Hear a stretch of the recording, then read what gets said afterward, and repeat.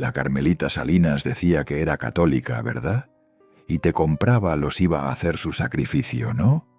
Eso lo afirmó un sicario preso en un podcast en febrero de 2026, frente a millones de personas, en contra de una mujer que lleva más de 4 años fallecida y que ya no puede defenderse.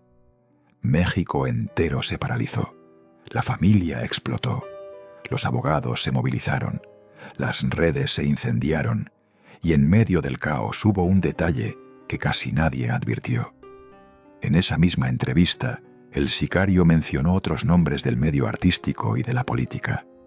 Todos fueron silenciados en la edición. Todos, menos uno. El de Carmen Salinas, la difunta, la que ya no podía presentar una demanda. Guarda ese detalle.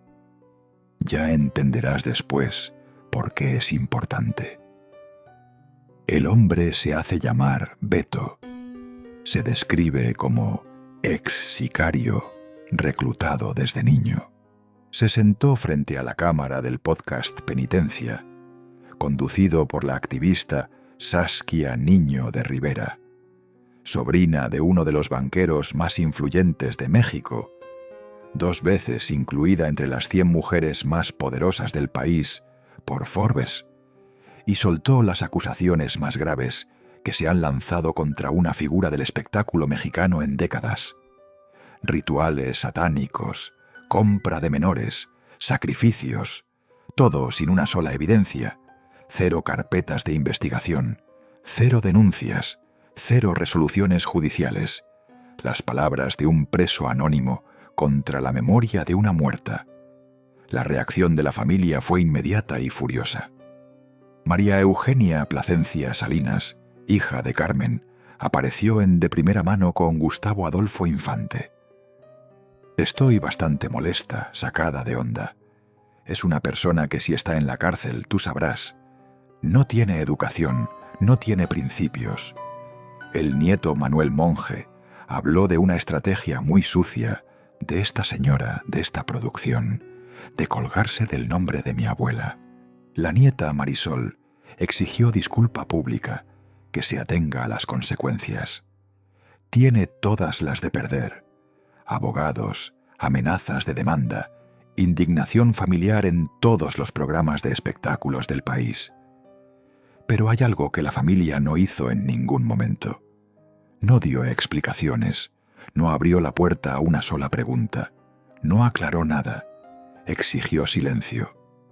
Eso por ahora parece solo una reacción lógica de una familia indignada. Pero cuando conozcas la historia completa de Carmen Salinas, vas a entender que no es una reacción, es un reflejo, un mecanismo que viene de muy lejos, de mucho antes de la fama, del dinero y de las cámaras. Hoy vas a descubrir 5 cosas que la familia de Carmen Salinas no quiere que sepas. Primera, ¿qué dijo exactamente el sicario? ¿Y por qué solo su nombre quedó audible mientras censuraron todos los demás? Segunda, las palabras con las que Carmen elogió en cámara durante 50 minutos al hombre que meses después asesinaría a su ahijada a balazos en un restaurante repleto de comensales. Tercera, lo que nadie se atrevió a cuestionar, cuando Carmen contó riendo que había almorzado con Rafael Caro Quintero, el hombre que ordenó torturar y asesinar a un agente de la DEA dentro de un reclusorio federal. Cuarta, lo que la familia declaraba en público sobre la recuperación de Carmen en el hospital, mientras 3 neurólogos les habían comunicado en privado desde el primer día que nunca iba a despertar. Y quinta, ¿a dónde fueron los millones de 60 años de carrera? Porque su propia hija acaba de confesar que no existen. Te voy a indicar cuando llegue cada una, y si te vas antes del final, te pierdes la que más han intentado borrar de esta historia. Pero para entender quién fue realmente Carmen Salinas y por qué el silencio es el hilo que conecta toda su vida, hay que viajar muy lejos del podcast y de las acusaciones, Hay que ir a Torreón, Coahuila, año 1939, una vecindad en la calle León Vicario número 27 Norte, 2 habitaciones, una cocinita, baños compartidos con todos los vecinos del patio, 8 hijos, y una madre que un día miró la alacena vacía, miró a sus hijos y tomó la decisión más dolorosa que puede tomar una madre. Los inscribió en un asilo de huérfanos para que pudieran comer. No eran huérfanos, tenían padre y madre. Pero el hambre no entiende de actas de nacimiento. A lo mejor tú también conoces esa sensación. A lo mejor tú también has tenido que tomar una decisión imposible para que tus hijos comieran. Si es así, ya entiendes a Carmen Lozano Viramontes. Pero la madre de Carmen cargaba con algo más que pobreza.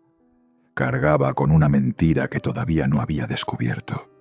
Porque cuando quiso divorciarse de Jorge Salinas Pérez Tejada, el padre de Carmen, cuando por fin reunió el valor de ir al juzgado, tras enterarse de que él la engañaba con otra mujer y tenía un hijo con ella, descubrió algo que la destrozó. Nunca había estado legalmente casada. Jorge había fabricado una boda falsa, papeles inventados, una ceremonia que no existió en ningún registro civil. Y no lo había hecho solo con ella, lo había hecho con otras mujeres. Tenía hijos repartidos por Torreón con actas falsas. La única esposa legal era otra. Carmen Lozano descubrió que toda su vida matrimonial era una farsa, que había parido 8 hijos dentro de una mentira, que la boda en la que creyó durante años no valía nada. Piensa en eso un momento. Piensa en lo que significa descubrir que la persona con la que construiste tu vida te engañó desde el primer día, desde la ceremonia misma, desde el sí acepto que nunca existió. ¿Y qué hizo la madre? No denunció, no fue a la prensa, no gritó, calló, nunca se lo perdonó. Nunca volvió a casarse legalmente, aunque se juntó con otra persona después, pero calló. La primera lección que Carmen Salinas aprendió en la vida fue esta. En esta familia, la verdad es peligrosa, y el que calla sobrevive. Esa lección la acompañó durante las siguientes 6 décadas. Antes de que Carmen naciera, sus padres ya habían enterrado a 5 hijos. 5 bebés que fallecieron por enfermedades en una época en que ser pobre en Torreón significaba no tener acceso a un médico. Carmen creció entre ausencias, hermanos que nunca conoció, un padre que era una mentira con patas, una madre rota que sobrevivía disimulando y un hambre constante que la empujó a buscar una salida. Esa salida fue la voz. Su hermana Josefina Rojas Lozano cantaba en una estación de radio local y Carmen comenzó a imitarla. A los 10 años, un golpe de fortuna lo cambió todo. La actriz Andrea Palma no llegó a tiempo a un programa de radio en Monterrey y le dieron la oportunidad a la niña que aguardaba entre bastidores, imitando voces. Carmen agarró ese micrófono como si fuera un salvavidas, porque lo era. Para una niña que dormía en un asilo de huérfanos sin serlo, cada aplauso era una comida caliente. Cada imitación que hacía reír al público era un día más lejos de la calle Leona Vicario. Hay que entender algo sobre Carmen Salinas. No buscó la fama por vanidad, la buscó por hambre. Y esa hambre nunca se le quitó, ni siquiera cuando tuvo todo. En septiembre de 1953, el productor de cine Carlos Amador Martínez visitó Torreón y vio actuar a una adolescente de 14 años que imitaba voces con una precisión inquietante. La llevó a la Ciudad de México. El 28 de octubre de ese año, Carmen debutó como actriz en el cine ópera. Tenía 14 años, quinto de primaria terminado, y un hambre de salir adelante que ningún casting podía medir. 2 años después, a los 16, se casó con Pedro Placencia Ramírez, un pianista de Guadalajara, 8 años mayor que ella. Llevaban poco tiempo de novios. Ella era una niña, él ya era un hombre formado. Pero en 1955, una muchacha de 16 años, con quinto de primaria, y una carrera comenzando, no tenía muchas alternativas. Se casaba o se casaba. Y aquí empezó el segundo capítulo de Dolores, porque antes de lograr ser madre, Carmen atravesó 5 abortos espontáneos. 5. Los embarazos se interrumpían a los 2, 3 meses. Uno llegó a los 7 meses. Ese bebé nació vivo. Carmen le cortó el cordón umbilical en su propia casa. Lo tuvo en sus brazos, respirando, caliente, vivo. Pidió botellas de agua caliente para mantenerlo tibio, pero no sabía que tenía que sacarle las flemas. No había médico, no había enfermera. Tenía 16 o 17 años, un cuarto pequeño y un bebé que se estaba ahogando entre sus brazos. Y lo vio morir ahí, en sus manos. Lo bautizó como Jesús antes de que dejara de respirar. Su esposo tuvo que quitarle al bebé muerto de los brazos porque ella no lo soltaba. Al día siguiente lo enterraron en el Panteón de Dolores. Era una tragedia mi vida, dijo ella décadas después. Vi morir a uno de ellos. Se me murió en mis manos. Esa frase, pronunciada con la voz quebrada en un programa de televisión, contenía todo el dolor que Carmen Salinas cargó durante 60 años. Cada vez que se paraba en un escenario a hacer reír, llevaba adentro a ese bebé que no pudo salvar. Breve análisis psicológico, porque es necesario para entender todo lo que viene después. Una niña que creció dentro de una mentira fundacional, la boda falsa del padre, que vio a su madre callar por supervivencia, que pasó hambre en un asilo de huérfanos, que perdió 5 hijos antes de nacer y vio morir a uno en sus brazos. Desarrolla 2 mecanismos. Primero, la certeza de que la verdad destruye y el silencio protege. Segundo, un vacío emocional tan profundo que necesita llenar constantemente con trabajo, con control, con lealtades compradas, con aplausos. Carmen nunca paró de trabajar, nunca, 68 años seguidos. Eso no es disciplina, es terror a quedarse quieta y que el dolor la alcance. Después de la pesadilla de los abortos, llegaron los 2 hijos que sobrevivieron, Pedro Placencia Salinas y María Eugenia Placencia Salinas. Pero el matrimonio con Pedro Placencia Ramírez no resistió. Se divorciaron en 1979 tras 12 años de relación. Él se volvió a casar con Imelda Medina y tuvo 3 hijos más, Juan Pablo, Valentina y Aarón. Guarda ese nombre, Imelda Medina, porque va a reaparecer al final de la vida de Pedro Padre. Y lo que Carmen hizo en ese momento dice más sobre ella que cualquier discurso. Nunca se volvió a casar, pero sostuvieron una relación cordial toda la vida, tan cordial que ella lo visitó en su cumpleaños número 85, 2 meses antes de que él muriera de cáncer, en noviembre de 2016, conviviendo con Imelda, la segunda esposa, sin rencor. Ya está junto a su hijo, mi Pedrito, y ambos acompañando a Juan Gabriel para cantarle a los ángeles. Escribió Carmen en Twitter cuando Pedro murió. El mismo cáncer que se había llevado a su hijo 22 años antes, se llevó al padre. No sé qué está pasando, pero esta enfermedad está causando estragos en miles de familias, no se diga en la mía. 2 Pedros, 2 cánceres, una Carmen que visitaba 2 tumbas. Ahora necesito que entiendas cómo funcionaba el sistema que hizo a Carmen Salinas, intocable durante casi 6 décadas. Porque no fue solo talento, fue estrategia, fue control y fue sobre todo silencio comprado. El cine de ficheras de los años 70 y 80 fue su plataforma de despegue, más de 120 películas. El personaje de la corcholata nació de un accidente que vale la pena contar. Durante una escena en Bellas de Noche, en 1975, le dieron una cerveza al tiempo. Se le escapó un eructo y el público estalló de risa. El director mantuvo la toma. Carmen convirtió ese eructo en un personaje, y ese personaje en 30 años de carrera en el cine de cabaret, pero siempre insistió en separarse de él.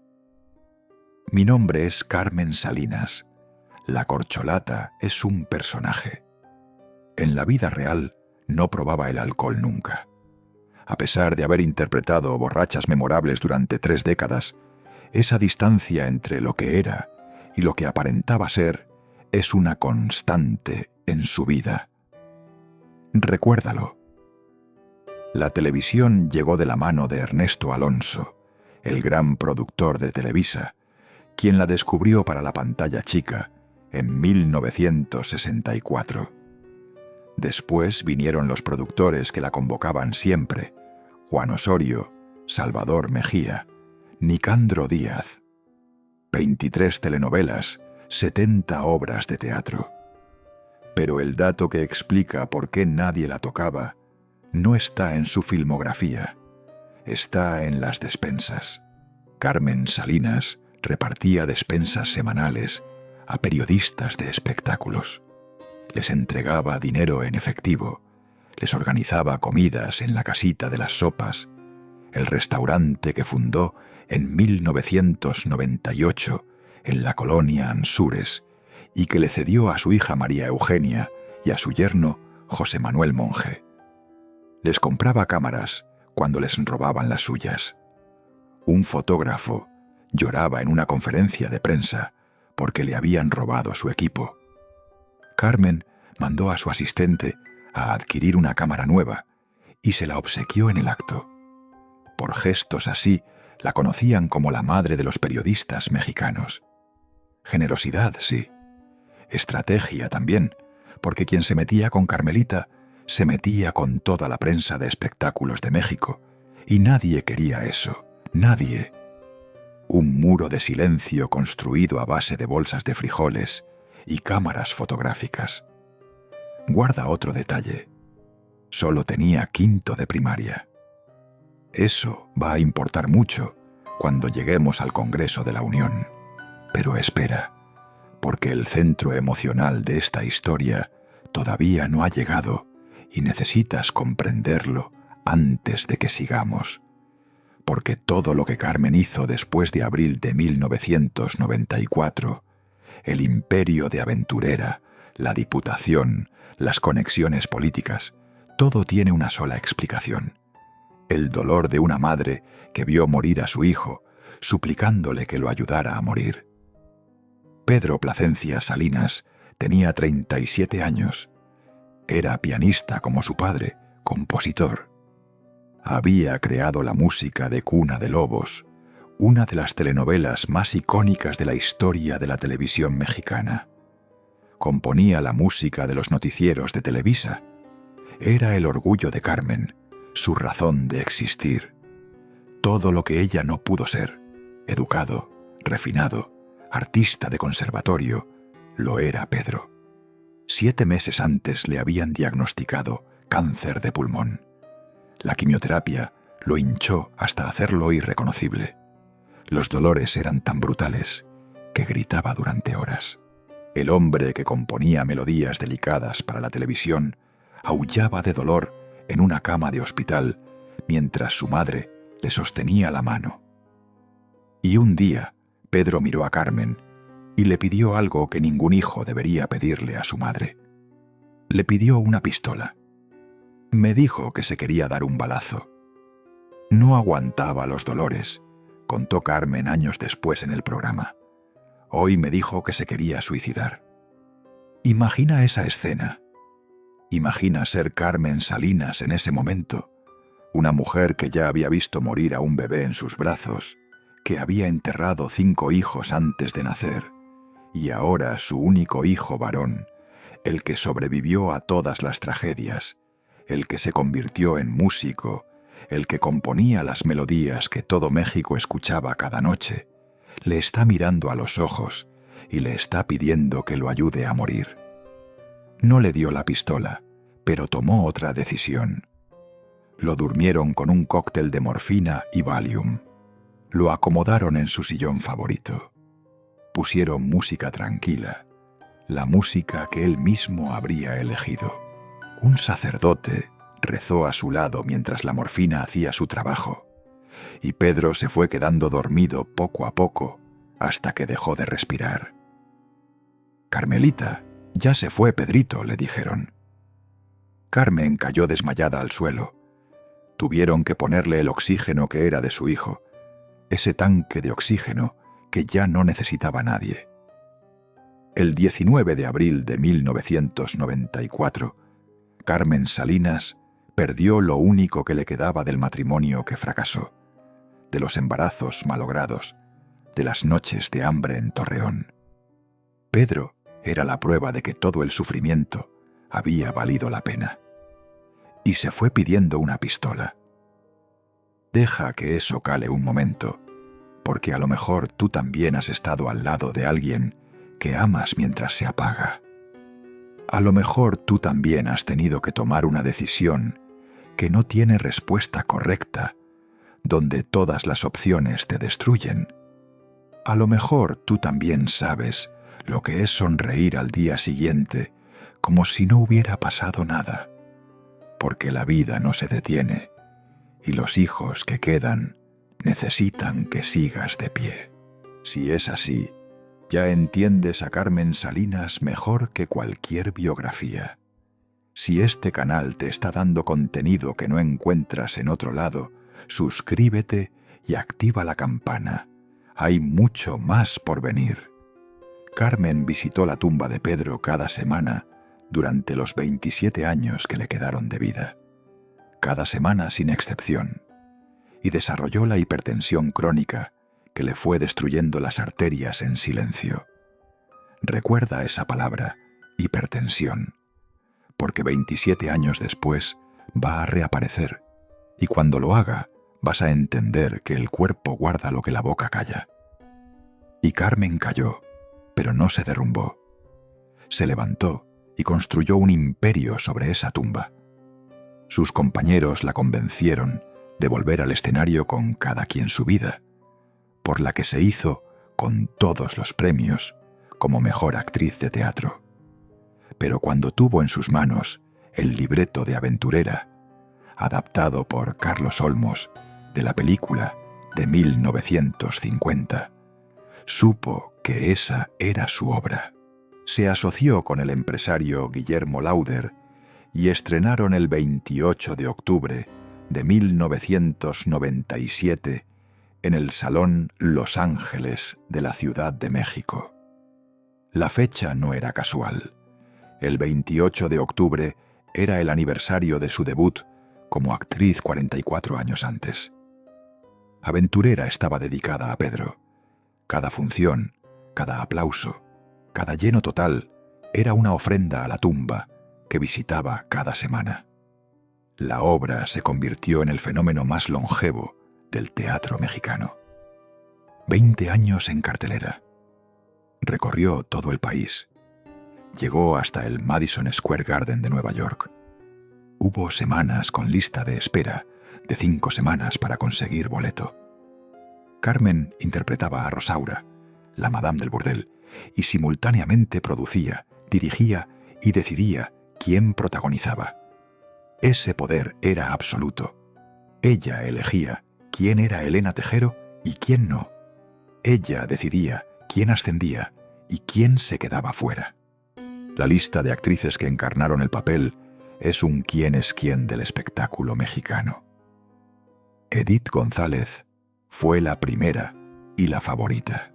Después vinieron Itatí Cantoral, Niurka Marcos, Patti Navidad, Adriana Fonseca, Lorena Rojas, Sabine Musier, Maribel Guardia, Ninel Conde, Malillani Marín, Susana González.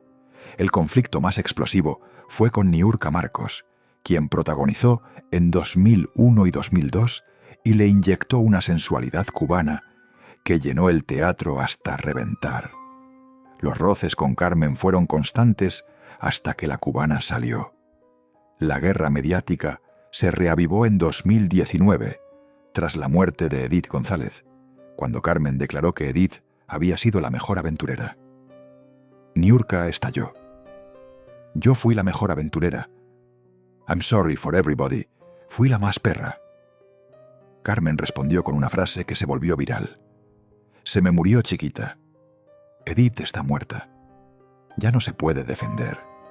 Ninel Conde debutó con el vestuario sin terminar y 1 hora de retraso. Cada actriz que pasó por esa obra tiene una historia, pero la mayoría cayó. Pero el golpe que derrumbó el imperio no vino de las peleas mediáticas, vino de adentro. Las hermanas Vallejo, Ana, Mina, Lourdes y Marta ingresaron como coproductoras en 2013 y no rendían cuentas claras. Debían salarios a actores y técnicos. Terminaron quedándose con toda la infraestructura. Un músico llamado Luis Simón demandó a Carmen por despido injustificado. Carmen perdió el juicio en 2015. Pagó 3 millones de pesos. Dio una disculpa pública forzada ante las cámaras y le embargaron la casa durante el proceso. 20 años en cartelera, millones de boletos vendidos. Y Carmen terminó con la casa embargada y sin la obra. Guarda esa pregunta. Si Aventurera generó millones durante 2 décadas, ¿a dónde fue todo ese dinero? La respuesta viene más adelante y te va a sorprender. Y aquí es donde la historia da un giro que lo cambia todo. Porque lo que estoy a punto de contarte es la segunda de las 5 revelaciones que te prometí. Y necesito que prestes mucha atención, porque esta es la que más se viralizó después de la muerte de Carmen y la que la familia jamás ha querido comentar. Julio de 2021. Carmen Salinas tiene 81 años y un canal de YouTube donde entrevista a gente del medio artístico en un programa llamado Charlando con usted. Ese mes invitó a su ahijada artística, la cantante Irma Lidia, una joven de 21 años que estaba construyendo su carrera en la música regional mexicana. La entrevista duró 50 minutos, y durante esos 50 minutos, Carmen elogió al esposo de Irma, el supuesto abogado Jesús Hernández Alcocer, un hombre de 79 años, al menos 5 veces. Escucha las palabras textuales. Jesús, muchas gracias, hermano querido, un ser humano increíble, guapo y caballeroso con todos nosotros. Dios te premió con una gran mujer, tan bella como esta, y que te quiere tanto. En otro momento, no saben qué persona tan maravillosa, cómo te quiere y cómo te cuida. Y en otro, lo lindo que tienes el apoyo de Jesús, tu esposo, que es un caballero. 5 veces en 50 minutos lo llamó caballero, increíble, maravilloso, bendecido por Dios, al hombre que estaba sentado ahí sonriendo con una pistola chapeada en la cintura. Carmen falleció 5 meses después de esa entrevista. Nunca supo lo que ocurrió, pero 7 meses después de su muerte, la noche del 23 de junio de 2022, Irma Lidia y Jesús Hernández Alcocer cenaron en el restaurante Suntory de la Colonia del Valle, en la Ciudad de México. Según las reconstrucciones, Irma lo confrontó por una infidelidad. La discusión escaló y Hernández Alcocer sacó la pistola y le disparó 3 veces en el tórax. 3 balazos en un restaurante repleto de gente, con comensales gritando, mesas volcándose, meseros corriendo. Irma Lidia, la joven a quien meses antes Carmen había abrazado frente a la cámara diciéndole: Dios te premió con un gran hombre, cayó muerta con 3 balas en el pecho a los 21 años de edad. Cuando la policía llegó a detener a Hernández Alcocer, el sujeto dijo ser influyente y amenazó a los oficiales. Omar García Harfuch, entonces titular de la policía capitalina, confirmó la detención en sus redes. Y aquí vienen los datos que nadie vinculó en su momento. Hernández Alcocer no era abogado, se ostentaba como tal, pero no tenía cédula profesional. Estaba vinculado con Genaro García Luna, el exsecretario de Seguridad, hoy condenado en Estados Unidos por narcotráfico. Irma ya lo había denunciado en diciembre de 2021 por apuntarle a la cabeza con una pistola. El sujeto tenía antecedentes de violencia y Carmen Salinas lo bendijo en cámara 5 veces como un caballero y un ser humano increíble. El video se viralizó como prueba escalofriante de lo sencillo que es engañar incluso a quien presumía conocer a todo el mundo, pero también como evidencia de algo más perturbador. Carmen Salinas presentó a su ahijada frente a un hombre peligroso, lo elogió públicamente, le otorgó su bendición ante miles de espectadores y nunca se detuvo a indagar quién era realmente ese tipo con pistola chapeada que se hacía pasar por abogado. Y la familia nunca comentó ese video, nunca dijo nada. El silencio otra vez. Atención, porque aquí llega la tercera revelación. Pero antes necesito construir el contexto, porque si no conoces a Rafael Caro Quintero, no vas a dimensionar lo que Carmen Salinas hizo. Rafael Caro Quintero fue el fundador del Cártel de Guadalajara, una de las organizaciones criminales más brutales de la historia de México. En 1985, Caro Quintero ordenó el secuestro, la tortura durante 30 horas y el asesinato de Enrique Kiki Camarena, agente de la DEA, infiltrado en sus operaciones. Lo torturaron con taladros. Le grabaron los gritos para mandárselos a la DEA como mensaje. Fue el crimen que desató la guerra de Estados Unidos contra el narcotráfico mexicano. Caro Quintero fue el hombre más buscado del hemisferio occidental. El FBI ofreció $20 millones por su captura. 20 millones. La misma cifra que supuestamente representaba la fortuna de Carmen Salinas. Coincidencia irónica, pero sigue. Y ahora lo que Carmen relató riendo en su canal de YouTube como una anécdota más. Fue a visitar al comediante Pepe Magaña a un reclusorio federal y dentro de la prisión la llevaron ante Rafael Caro Quintero, así sin más, como quien te presenta a un vecino. Caro Quintero la confundió con familiar de Carlos Salinas de Gortari, porque ambos se apellidaban Salinas Lozano.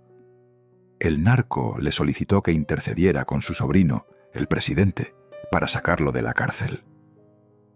Carmen lo narró riendo, con su estilo de abuelita simpática, como una anécdota graciosa para YouTube. Piensa en lo que acabo de decirte.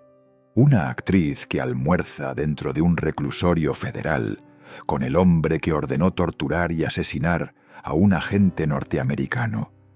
Un hombre por cuya cabeza ofrecían $20 millones, y ella lo cuenta riendo como si fuera una historia para sobremesa.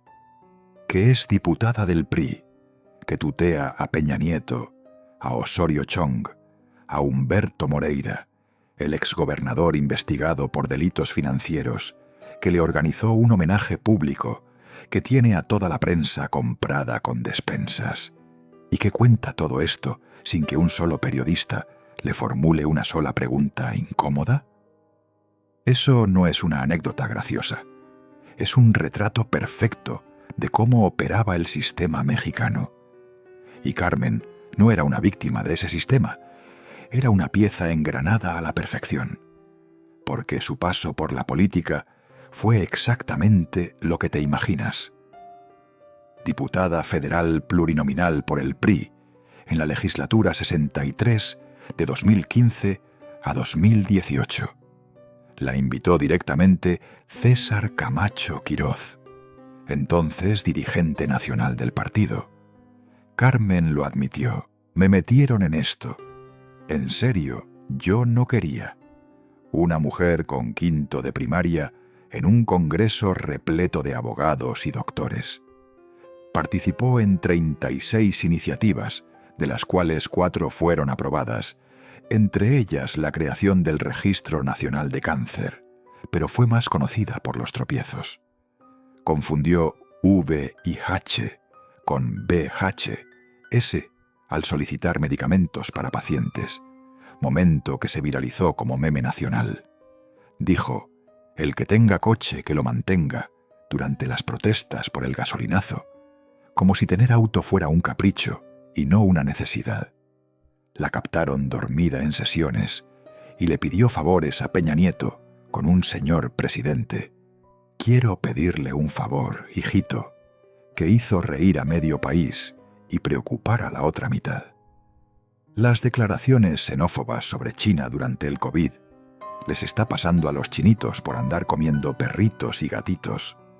Provocaron un comunicado oficial de la Embajada de China exigiendo disculpa pública. Y la teoría de que el sismo de 2017 fue culpa de Corea del Norte. La Tierra está enojada por este señor de Corea del Norte que está aviente y aviente bombas. Carmen decía lo que pensaba sobre todo, sobre China, sobre Corea, sobre el VIH, que confundía con VHS, sobre cualquier tema que le pusieran delante. Sobre todo, excepto sobre lo que realmente importaba, sobre el dinero, sobre las conexiones, sobre los silencios. Ahí la boca más suelta de México se cerraba como una caja fuerte. Y aquí entramos en la cadena de silencios, porque Carmen no fue la única que cayó a su alrededor. Todos los que amenazaron con hablar terminaron enmudeciendo, y eso en esta historia dice más que cualquier acusación. Imagina esta escena, el programa La Oreja. Millones de espectadores.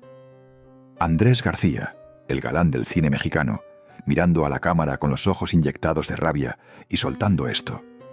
Carmen Salinas es una alimaña, una corriente. Ha hecho cosas muy malas que nadie sabe. Prometió desenmascararla. Prometió presentar pruebas. Prometió contar lo que el medio sabía, pero nadie se atrevía a decir. ¿Qué ocurrió después? Nada. Nunca presentó una sola prueba. Nunca volvió a tocar el tema.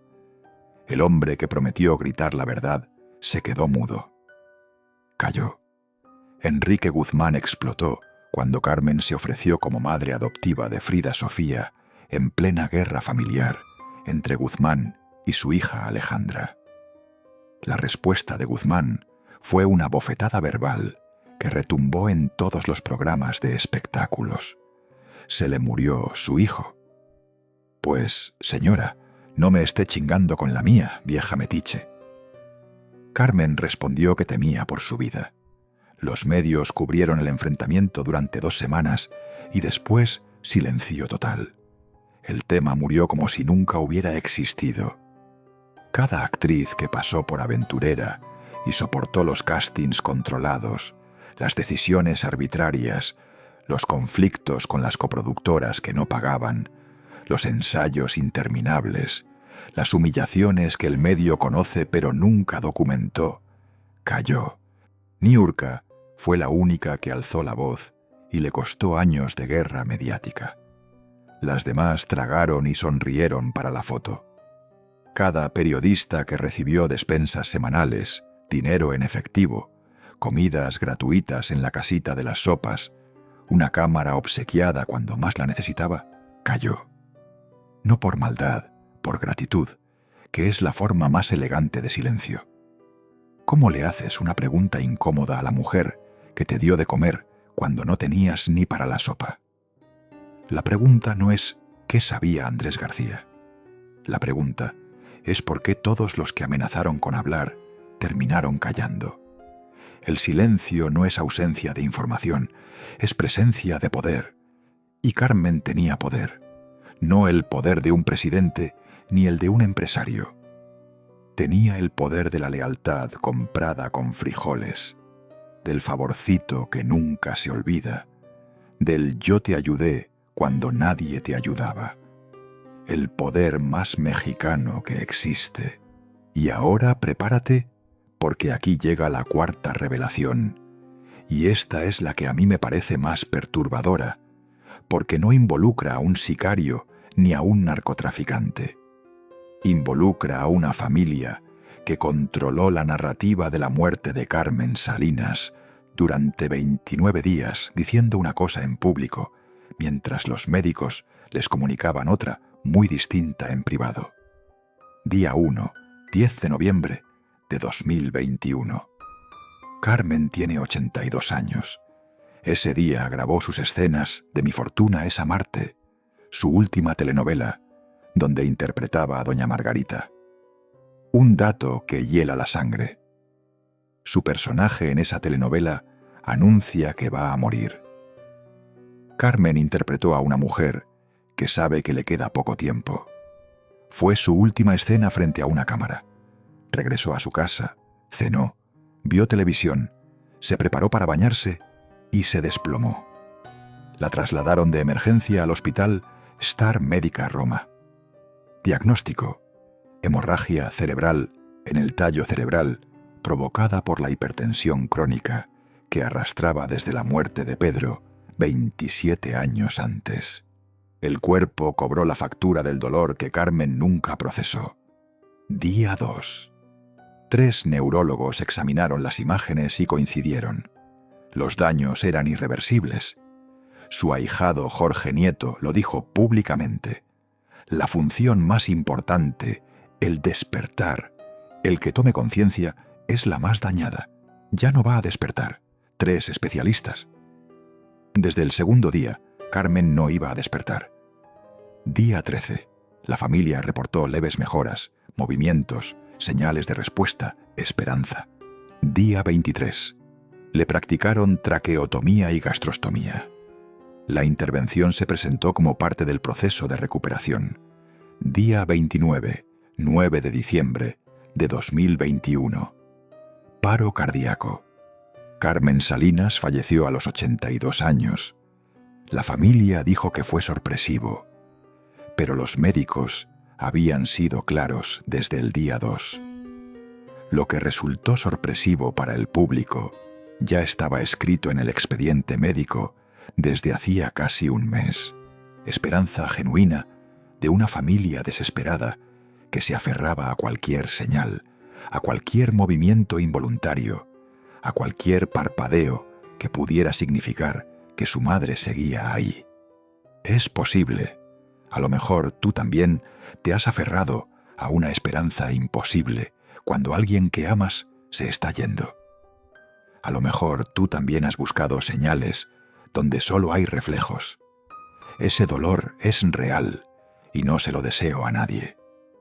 Pero también es posible que la familia estuviera controlando el relato, manejando los tiempos, decidiendo cuándo y cómo dar la noticia, porque eso es lo que la familia de Carmen Salinas siempre ha hecho, controlar la narrativa. María Eugenia se despidió con palabras que partían el alma. Mamacita linda, sé que ya tienes que partir. No te preocupes por nadie de nosotros. Ya vas a ir en paz con mi hermanito Pedro. El hijo que murió pidiendo una pistola 27 años antes, por fin se reencontraban. Más de 500 personas acudieron al homenaje en el monumento a la madre.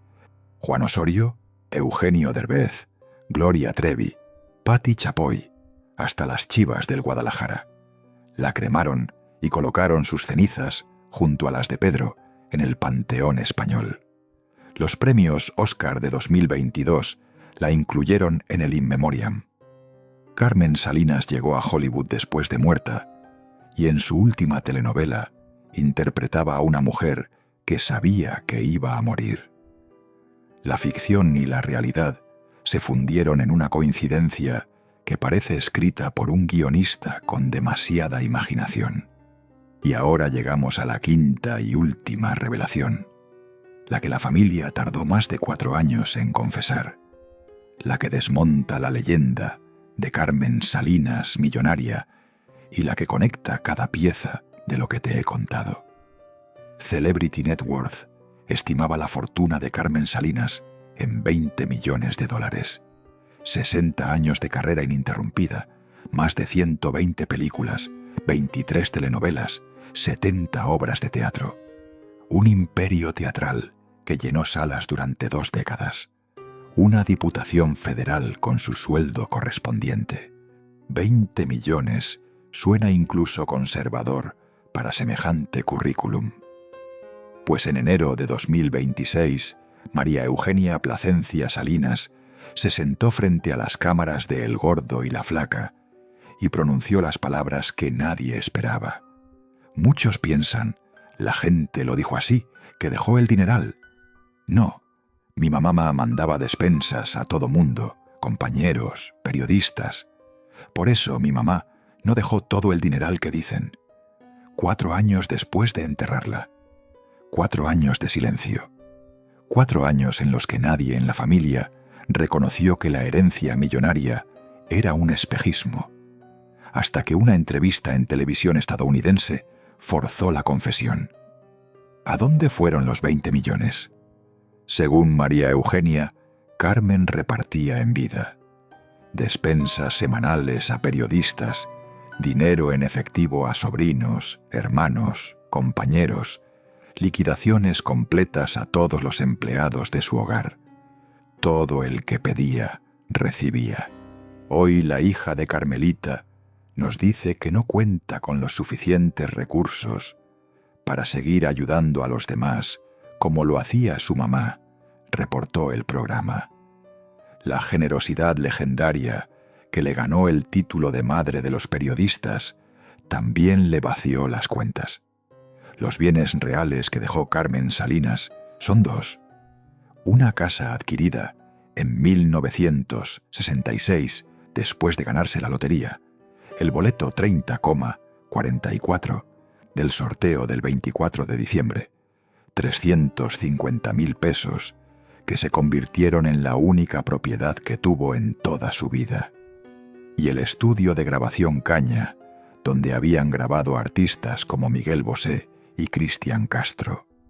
Eso es todo. Una casa de 1966 y un estudio. Los trámites sucesorios para heredar el estudio a las hijas de Pedro ni siquiera se completaron antes de que Carmen falleciera.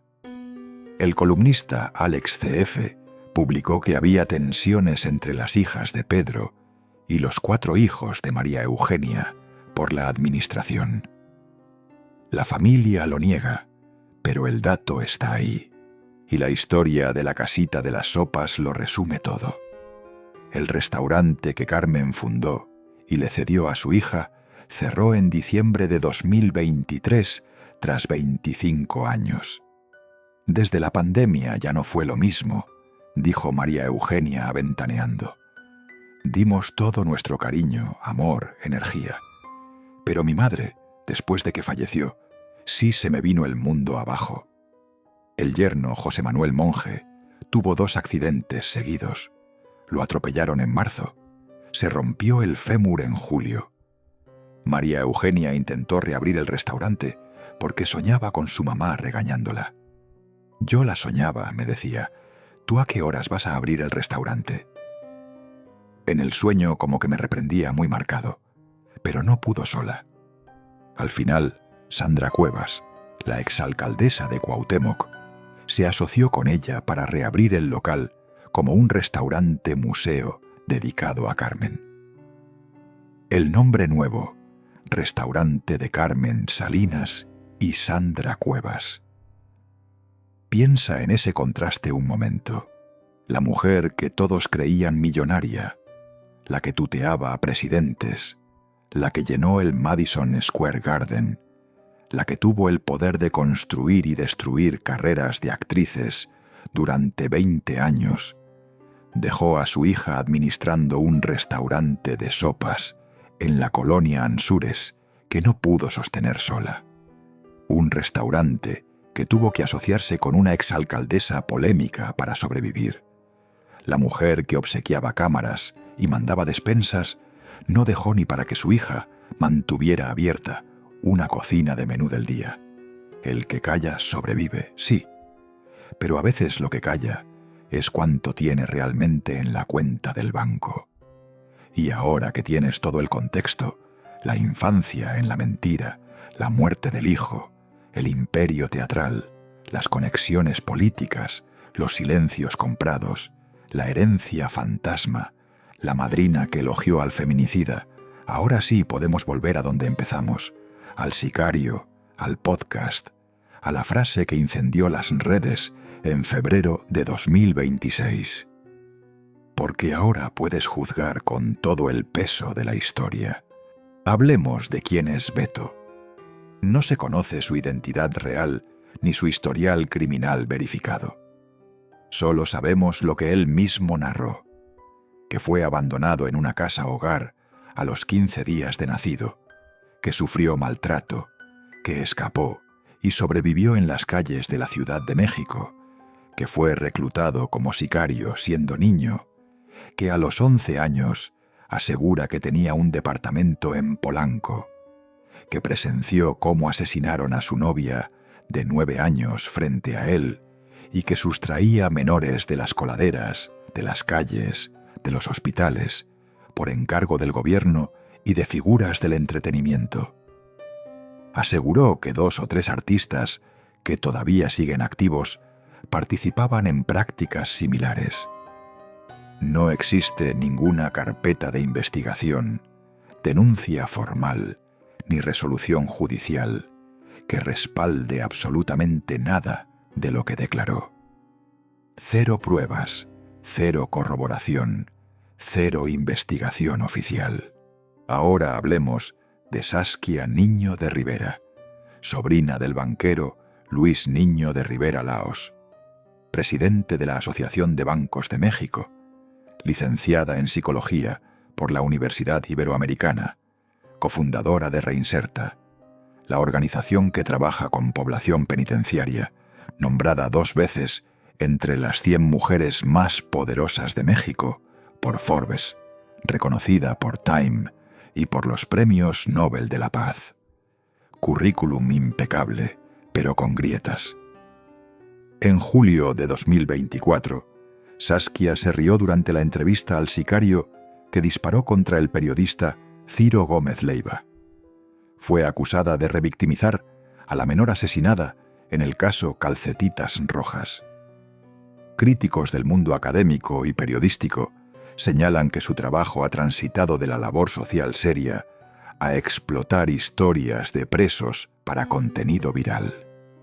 Cuando estalló la polémica, respondió con un video titulado «Su historia es violencia», defendiendo el proyecto como educativo. El foco no es un nombre, el foco es la historia de Beto y lo que representa, explicó. Señaló que en situaciones de violencia crónica infantil, el cerebro se adapta para sobrevivir, la memoria se fragmenta, los recuerdos se distorsionan.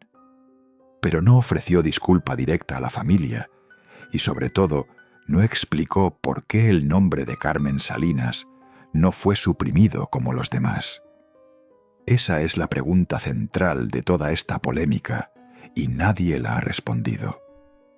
¿Por qué censurar todos los nombres y dejar el de Carmen?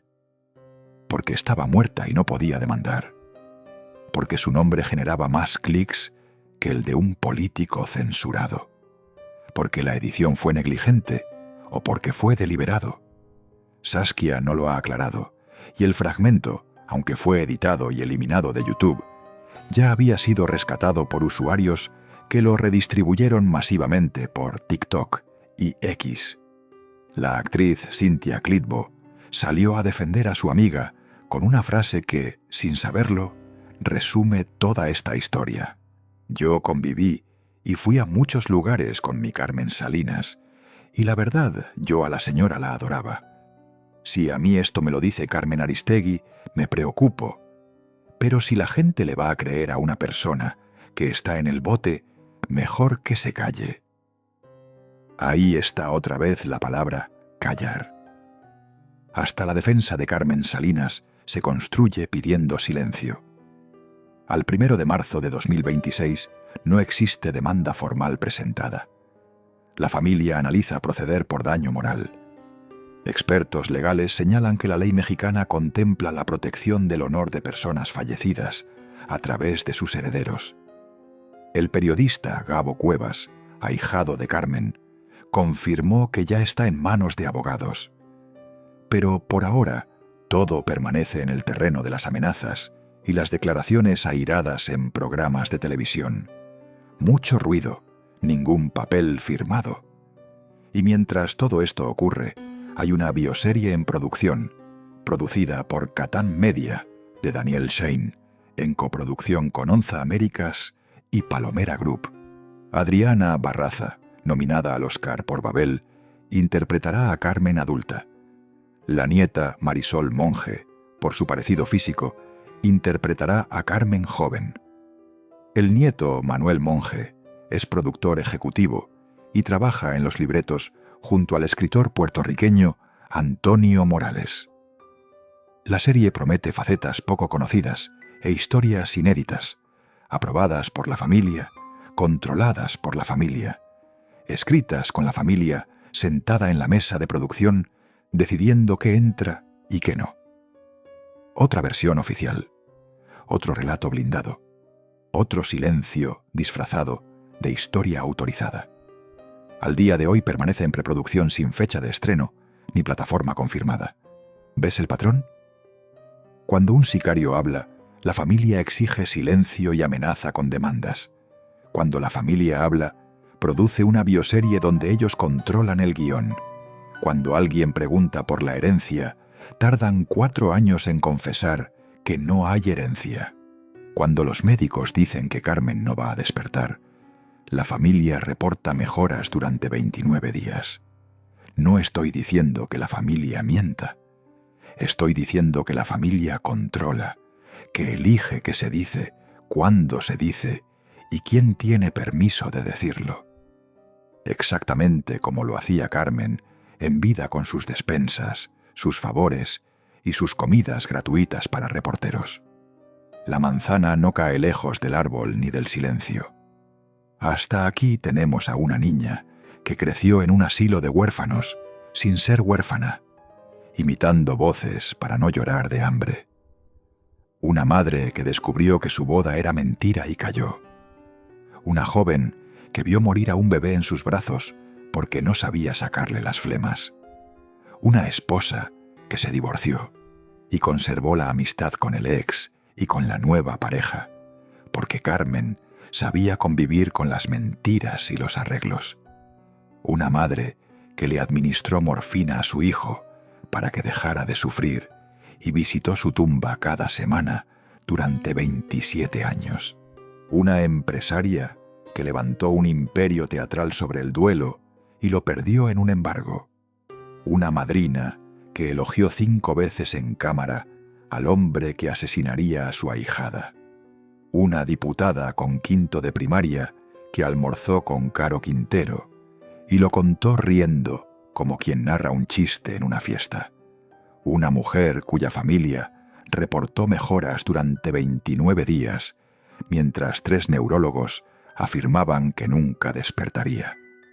Y una difunta cuya hija tardó 4 años en confesar que los $20 millones nunca existieron. Y las acusaciones del sicario, hay que decirlo con todas las letras y sin ambigüedad. No existe ninguna prueba, ninguna carpeta de investigación, ninguna denuncia, ningún testimonio que corrobore lo que dijo Beto. Las acusaciones provienen de un recluso cuya identidad completa se desconoce, cuya historia de vida no ha sido verificada por ninguna autoridad y cuyas afirmaciones no encuentran respaldo en ningún registro periodístico, judicial o testimonial acumulado en 68 años de vida pública de Carmen Salinas. Eso hay que dejarlo absolutamente claro.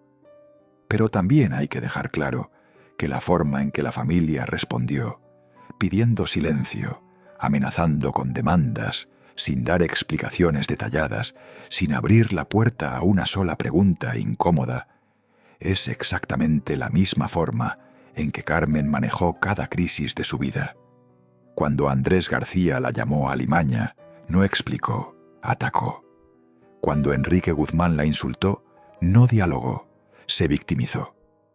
Cuando la embajada de China exigió disculpa por sus declaraciones racistas, se disculpó y cambió de tema. La respuesta siempre fue la misma: neutralizar al mensajero, nunca responder al mensaje. Y la familia heredó ese manual al pie de la letra. Carmen Salinas fue muchas cosas, y casi ninguna de ellas cabe en una sola palabra. Fue generosa, eso es innegable. Regalaba cámaras a fotógrafos sin que se lo solicitaran. Enviaba despensas cada semana a gente que no era de su familia. Puso un restaurante para que su hija tuviera sustento. Cuidó a su exmarido en sus últimos meses, conviviendo con la segunda esposa sin rencor, celebrándole el cumpleaños 2 meses antes de que muriera. La mujer que abrazaba a todo el mundo en las alfombras rojas no estaba fingiendo. Ese cariño era genuino, pero también fue calculadora. Compró lealtades con esas despensas. Construyó un muro de periodistas agradecidos que nunca le formularon una pregunta difícil. Controló quién protagonizaba Aventurera y quién se quedaba fuera durante 2 décadas, con un poder absoluto que ningún productor de Televisa cuestionó jamás. Usó sus conexiones políticas sin que nadie le exigiera cuentas. Se burlaba de China en televisión nacional, con un racismo casual que ni siquiera reconocía como tal. Narraba anécdotas sobre narcotraficantes riendo, como si almorzar con el hombre que torturó a un agente de la DEA fuera lo mismo que encontrarse con un compadre en la fonda de la esquina. Fue devota católica, asistía a misa, rezaba, se persignaba antes de cada función. Y al mismo tiempo fue la reina del cine de cabaret, del doble sentido, del eructo convertido en carrera artística. No son contradicciones, son la misma persona. Porque Carmen Salinas fue ante todo y antes que nada una sobreviviente. Y los sobrevivientes no tienen el lujo de la coherencia, tienen el instinto de la adaptación. Aprenden desde niños que un día comes en un asilo de huérfanos y al siguiente imitas voces en la radio y que no puedes permitirte el lujo de preguntarte si eso tiene sentido. Solo tienes que sobrevivir al día siguiente y al siguiente y al siguiente durante 68 años. El silencio que protegió la mentira de su padre. El silencio que su madre eligió cuando descubrió que su boda era falsa y no había nada que hacer. El silencio que Carmen adquirió a precio de despensas y cámaras fotográficas durante décadas enteras. El silencio de los periodistas que comían gratis en la casita de las sopas cada semana y no iban a morder la mano que les daba de comer. El silencio de Andrés García, que prometió desenmascarar a Carmen y nunca abrió la boca de nuevo. El silencio de cada actriz que pasó por Aventurera, soportó lo que soportó y sonrió para la foto al día siguiente. El silencio de los 3 neurólogos que conocían la verdad sobre el coma mientras la familia hablaba de mejoras. El silencio sobre el dinero que se evaporó durante 60 años sin que nadie preguntara a dónde iba. El silencio de la familia sobre la herencia inexistente durante 4 años, hasta que una entrevista los obligó a hablar. Y ahora, el silencio que la familia exige frente a las acusaciones de un preso sin nombre ni rostro verificable. Carmen aprendió a los 5 años que la verdad era peligrosa. Lo aprendió viendo a su madre descubrir que su matrimonio completo era una farsa y decidir callarse porque no había otra alternativa. Lo aprendió en una vecindad con baños compartidos, donde el hambre enseña que sobrevivir es más importante que tener razón. Lo aprendió cuando vio morir a un bebé en sus brazos y la vida siguió al día siguiente como si nada. Lo aprendió cuando el productor Carlos Amador la sacó de Torreón y la introdujo en una industria donde el silencio es la moneda más valiosa. Lo aprendió cuando le dio morfina a su hijo y nunca procesó ese dolor en público, solo en la tumba cada semana, en un silencio que le fue erosionando las arterias hasta reventarle el cerebro. Lo perfeccionó cuando descubrió que repartir despensas y regalar cámaras compraba algo más valioso que simpatía. Compraba bocas cerradas. Y lo convirtió en sistema cuando entró en la política y advirtió que el PRI funcionaba exactamente igual. Favores a cambio de silencio, lealtad a cambio de impunidad, sonrisas a cambio de no hacer preguntas. En México, el que calla sobrevive. Carmen Salinas lo entendió mejor que nadie. Sobrevivió a la pobreza, al abandono de un padre mentiroso, a 5 hijos muertos antes de nacer, a un bebé que se le fue entre las manos, a un divorcio, a un hijo que le pidió una pistola para quitarse la vida, a un imperio teatral que se derrumbó en un embargo, a las guerras con Niurka y con Andrés García, a las vergüenzas políticas, a las declaraciones racistas, al sismo, a la pandemia, a los memes que la convirtieron en la reina de Internet sin que ella comprendiera exactamente por qué. Sobrevivió a todo. 68 años de carrera, 82 años de vida, y al final lo único que no pudo sobrevivir fue su propio cuerpo, que le cobró la factura de tanto dolor silenciado con una hemorragia en el tallo cerebral que la apagó en 29 días.